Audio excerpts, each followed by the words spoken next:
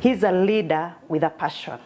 He's a quality leader and a qualified leader. He's a very humble man, respectable man, and God-fearing. To me, he's a father, he's a dad. Leadership is more than being in charge and managing people. It separates good leaders from great leaders. It's leadership that builds other people. Good leaders lead followers. If you want to build an organization that is enduring, leadership culture is very important. At East University Buruburu, we meet this humble, jovial, social, and God-fearing man, Reverend Harris GICHUHI. He is the DVC at East University, and his colleagues describe him as a father, mentor, pastor, good boss, and many more. I met him way back in 1996, that is in KG Bahati. I was still a teenager, and we had just a connection ever since. All through the leadership in our church, he has been a person whom I can rely on, have been going to, even for advice, for counsel, for rebuke, as in he has played a big role even in my life, and I can just say that he is not only a pastor, but a friend also. Personally, I've known Pastor Harris for over 18 years as my boss. And during that time, I've worked closely with him as his secretary for 6 years. I joined this college in 1996 after having served with the government for 28 years. Part of which I served as a diplomat in various countries, namely Italy, Canada, and even Switzerland, and then at the ministry headquarters. In all these areas, I have experienced a lot of leadership opportunities, and I just thank God that the time that I was coming to serve in the church, it was a time that I felt I had already served the government enough time, and I felt I needed to give my skills to my church. Reverend Harris has a master's in leadership from East Africa Graduate Studies Center, Nairobi, and is currently a PhD candidate at Pan-African Theology Seminary. His leadership career started early back in his primary and secondary school levels. So are leaders born or self-made? Leadership is really a very dynamic process. There are elements whereby people identify you as a leader even before you know that you're one. And then you function as a leader because people have really identified you. So there are elements of where there is leadership, a leader is born, but there is also an element that a leader is made, because once you have been born with some skills, they are inbuilt in you by God's grace, then there is a time for you to develop those skills. And the developing of the skills is the exposure. For instance, even when I was in primary school, I was a leader in some clubs. Going to high school, I found myself being given leadership opportunities. I was a head librarian in high school. I also was a chief editor for our school magazine. So basically, I have continued to grow into leadership various places. Going to serve in the government, I always used to find myself in committees here and there. So yes, there is an element that you have been born with some leadership capacity you are not aware about. People discover them, they keep on giving you opportunities, and then in the process, you develop yourself as a leader. And then you can now go to the learning of the skills. And that is where now going to school and going to major on your leadership skills comes in. Because after doing my first degree, my second degree I did on leadership, because I realized that is the area I really need to be helped to develop my leadership potential. Ask yourself, would you really leave a government job as a diplomat to serve as a man of God?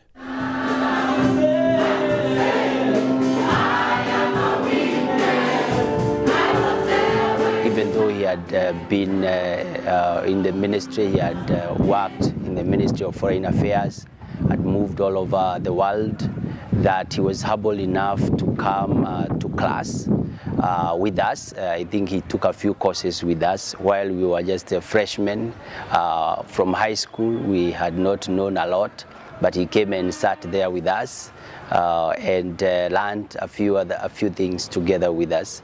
So I would say the very first thing that struck me about him was his humility, that even though he didn't have to come to school like we had to go to school, that theology for me was the very first degree I had.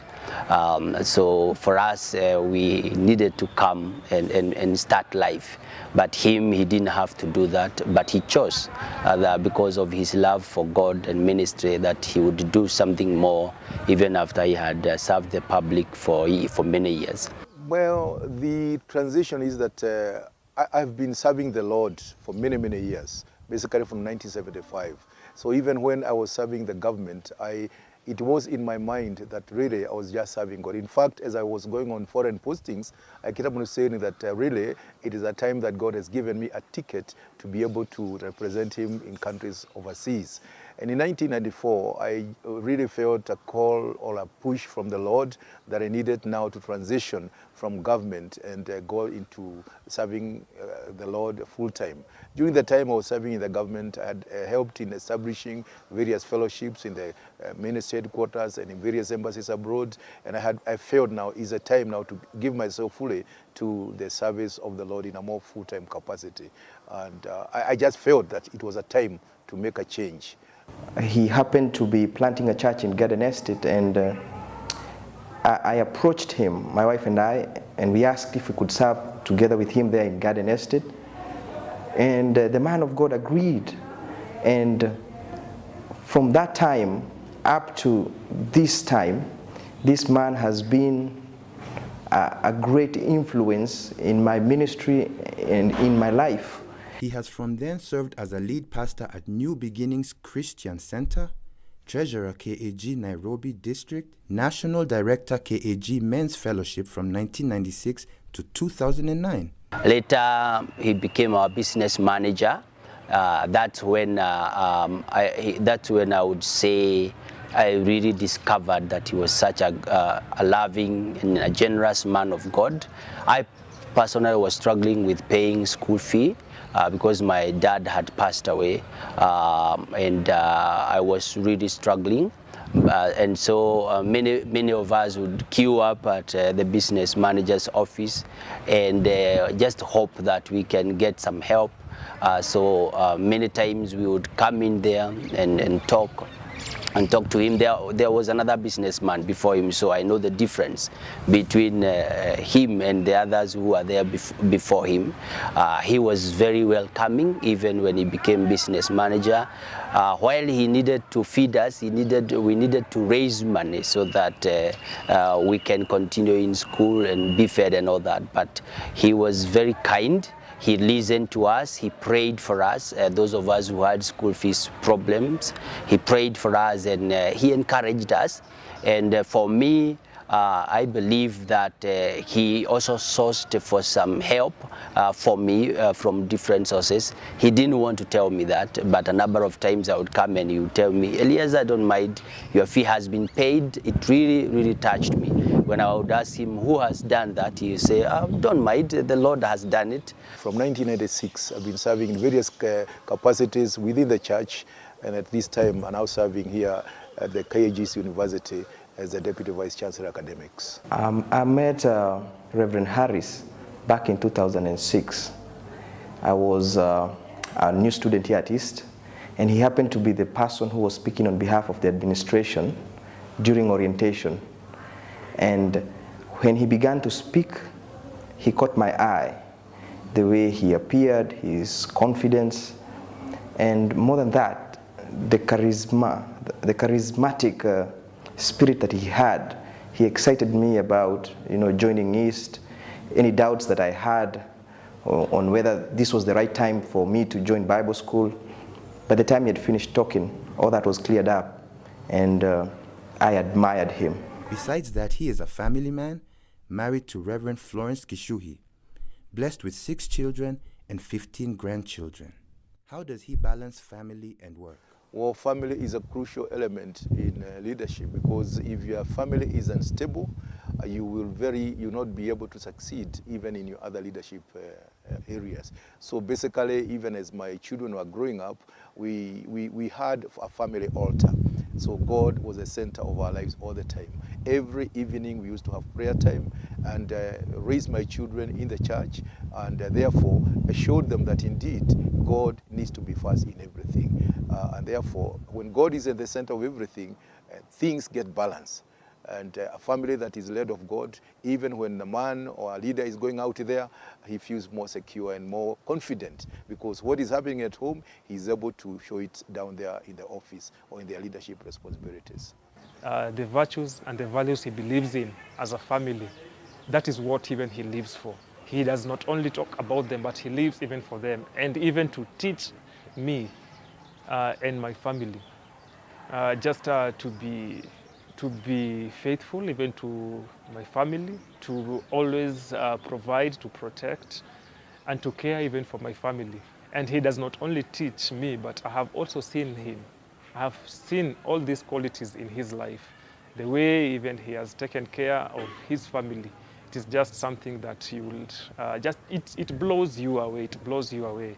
I make fun and say that I didn't grow up with a father, but when I met him, that gap was filled instantly. He's a father to me, not only a spiritual dad, but a father in the sense of what a father should do. He has been there for me.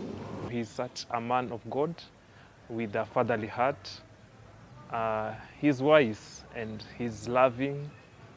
I have appreciated every moment that I have been even with him. I got so close to him until I decided that when I get my first son, I'll name him after him, because I really felt he was the father I had lost. As a leader, one should be a role model to the employees. But most effective leaders not only teach by example, but also take personal interest in learning from others and serving as a mentor. Because of that closeness of our relationship, he has become a mentor, showing me how I should conduct myself as a leader, how I should conduct myself as a pastor, how I should conduct myself as a man, how I should conduct myself as a husband. In my marriage, he's also mentored me a lot. He's helped me. When maybe I'm down, I tell him this and this is happening. He usually comes to my aid, and I'm so grateful. He has been a good example to all of us, a role model. He leads through example. So he's a very great mentor, and he's a man of wisdom, a patient man, and you will always love just to be near him. In this ministry, he has taught me to be persevering, to be patient, and also to be understanding, to know everybody according to how they are, and take everybody willingly.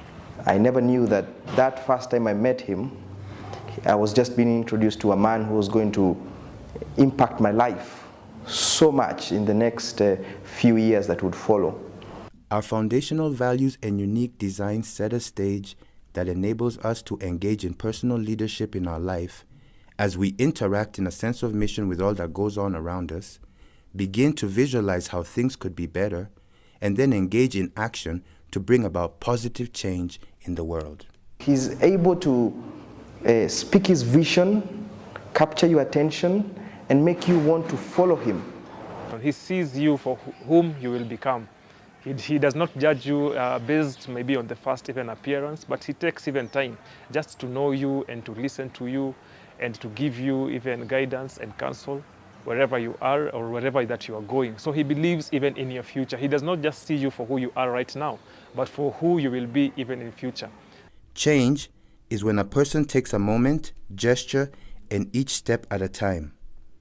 Reverend Harris recognizes abilities, capabilities, and opportunities from others and anticipates to make them long-term. As a matter of fact, he gave me a job in East, helped me get this job in East. I'm a caretaker or a store manager, and with it I'm paying my fees. I remember one fine time when I was very low and he showed some concern of how I'm going to begin my studies. He asked the relevant individuals in the office about my whereabouts, and he revived my dreams of achieving whatever I wanted, because I felt I was going down or I'm missing the mark. Good relationships with his employees have enabled him to achieve a strategic vision for the organization. This is why some of his employees define his leadership style as simply amazing. When it comes to work, he's a very understanding man. And when you take your issues to him as a boss, he'll handle them the way at least any other person can handle, but him, he does his things very right. Huyo ni bosi mzuri, na wakati unaenda kwa ofisi yake anakuchukulianga kama wafanyikazi wale wengine. Kama mimi mtu wa chini ajai ningino, tunafanyanga kazi naye vizuri sana. The basic thing in handling conflict is maintaining your cool, because some conflict can actually come to derail you completely and even show you in a bad taste to be in the sight of your managers, of those that you are about to help to correct or to mentor. So it's maintaining your cool even when there is a conflict. I have found myself having this thing in me, that I like to see the other person. Maybe they are right, and maybe I'm wrong. Or maybe they are wrong, I'm wrong, but there's one who is right. So then I rely on God to really show me which way to go. But I don't like to be judgmental. And when that is coming in, I try to really overlook it so that I can be balanced in attending to the people that we may be in conflict with. Yeah. As a pastor, he loves his flock. He leads. He knows how to embrace each one of us, regardless of our position, regardless of our status. He loves us equally, which is a very instrumental thing as a leader, that he has no one who is special than the other person. Like I remember the year 2013, I was pregnant with my third born baby, and I had these complications. But when I came to work, I was so down. In fact, I'd received a bad message from the hospital. So I went to his office. We talked, I explained everything to him, and he was so humble. He laid his hands on me, we prayed, and everything was okay. And I remember he used to come in my office. That time I was working at the registrar's office. Every morning he would come and ask me, what do you feel like taking? I just tell him. He would just order from the cafeteria. He'd say, just go and get it for her, she needs it. And anytime I'm tired, he would tell me, you just go home, go and rest. So it's quite an amazing man. Relationship. And being able to empower them, being able to tell them that you can do it, being able to tell them that you value them, even when they make mistakes, that you correct them in love, and you're able to raise them up to where you want them to be. So I can say relationship really is a great ingredient for any leader. At least I found it work for me. He is a leader who can mentor someone. He's a father, he's a pastor also, who knows how to correct, to rebuke, and to love someone. He listens to people. He knows people by name. He knows so many people by name that I am amazed. And he's far much older than I, but I wonder how he does it. He will call somebody, address him by name, and not only address them by name, he knows where they live. Being truthful and trustworthy and having a conviction is an essential leadership competency. Personal behavior on leaders makes people feel free, and the working environment becomes more conducive.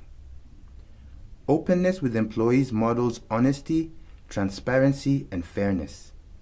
They do not violate confidence or divulge potentially harmful information. He's a leader full of integrity, and you just love to work and to fellowship and to be near him, because his heart is given much, even unto us, even in integrity. The way he leads us is not maybe what I will call a tough and hands-on leader, but he's a very, very calm and a patient man of God who is patient just with each and every one of us. I've met other leaders who like to give orders and never get involved, but for him, he's right there in the action, serving God together with you. He's truly a servant leader.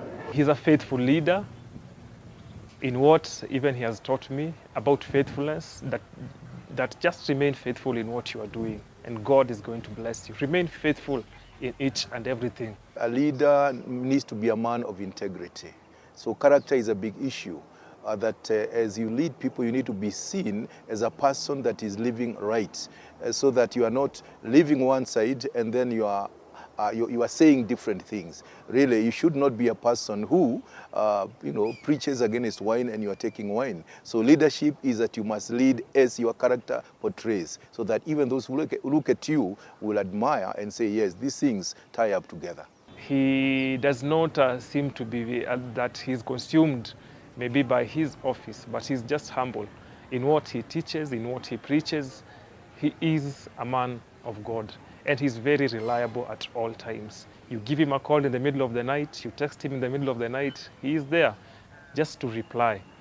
He involves me, sometimes deliberately, and other times it just happens by being around him. But I would say he's one man who, God has used greatly to influence my life, and not only my life, but many people who have encountered him here at East and at church.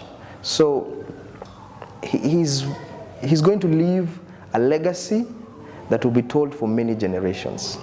I like to see people doing things on themselves. I don't like to really supervise people, on one-on-one. I like them to have initiative and to show that I trust them, that when I give them an assignment, I can entrust them to do it to the completion, so that if they feel good at it when they are doing it, because I trust them. Then available. He has been available ever since. He sees even a need, he sees even your call, and he's always available even for you. Always in touch, just to see how you are progressing and how you're faring on well. That he has been even there, available at all times. In my family, in my career, he has been available. Not any one time that will go to him and cease to pray for you.